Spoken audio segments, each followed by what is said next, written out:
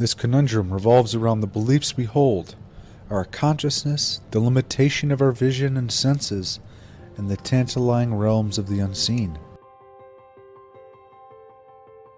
These beliefs, which have manifested in various forms over the ages, have entranced humanity with the promise of salvation or a solution to life's manifold challenges. They beckon to us with the allure of a quick fix, a divine intervention that will deliver us from our tribulations. This conundrum revolves around the beliefs we hold, our consciousness, the limitation of our vision and senses, and the tantalizing realms of the unseen.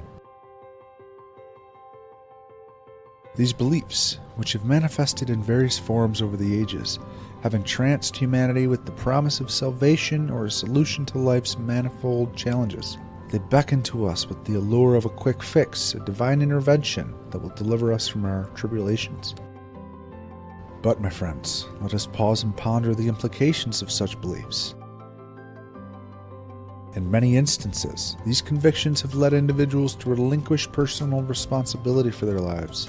They may perceive their problems as insurmountable, beyond their control, and seek guidance from charismatic leaders or perceived authorities who claim to hold the keys to salvation. This is where the cycle of dependency begins.